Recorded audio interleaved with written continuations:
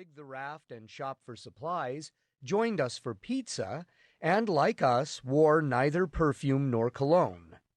Pam was 36, an Olympic ski racer, and Bennett, 25, was trying to keep up with her.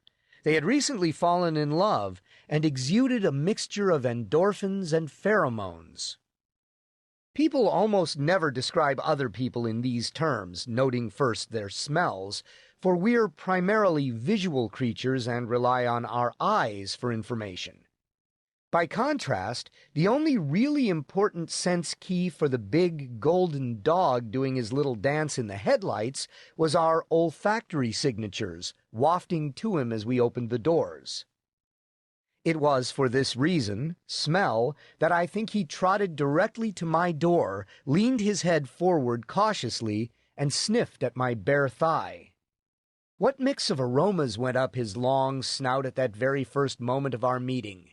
What atavistic memories, what possibilities were triggered in his canine world view as he untangled the mysteries of my sweat? The big dog, now appearing reddish in the interior light of the truck and without a collar, took another reflective breath and studied me with excited consideration. Might it have been what I ate and the subtle residue it left in my pores that made him so interested in me? It was the only thing I could see, note my human use of see even while describing an olfactory phenomenon, that differentiated me from my friends. Like them, I skied, biked, and climbed, and was single. I had just turned 41, a compact man with chestnut hair and bright brown eyes. But when I ate meat, it was that of wild animals, not domestic ones, mostly elk and antelope, along with the occasional grouse, duck, goose, and trout mixed in. Was it their metabolized essence that intrigued him? Some whiff of what our Paleolithic ancestors had shared? Smell is our oldest sense. It was the olfactory tissue at the top of our primeval nerve cords that evolved into our cerebral hemispheres, where thought is lodged.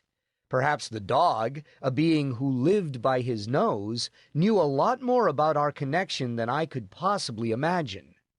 His deep brown eyes looked at me with luminous appreciation and said, "You need a dog, and I'm it." Unsettled by his uncanny read of me, I had been looking for a dog for over a year. I gave him a cordial pat and replied, "Good dog." His tail beat steadily, and he didn't move, his eyes still saying, "You need a dog." As we got out of the cars and began to unpack our gear, I lost track of him.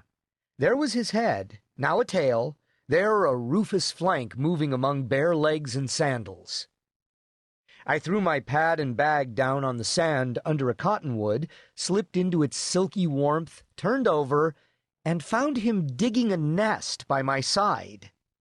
Industriously, he scooped out the sand with his front paws, casting it between his hind legs before turning, and settling to face me. In the starlight, I could see one brow go up, the other down. Of course, brows isn't really the correct term, since dogs sweat only through their paws and have no need of brows to keep perspiration out of their eyes, as we do. Yet certain breeds of dogs have darker hair over their eyes, what might be called brow markings, and he had them. The Hidatsa, a Native American tribe of the northern Great Plains, believe that these sorts of dogs, whom they call Four Eyes, are especially gentle and have magical powers. Stanley Coren, the astute canine psychologist from the University of British Columbia, has also noted that these four-eyed dogs obtained their reputation for psychic powers because their expressions were easier to read than those of other dogs. The contrasting colored spots make the movements of the muscles over the eye much more visible. In the starlight, the dog lying next to me raised one brow while lowering the other, implying curiosity mixed with concern over whether I'd let him stay. "Night," I said, giving him a pat. Then I closed my eyes. When I opened them in the morning, he was still curled in his nest, looking directly at me. "Hey," I said.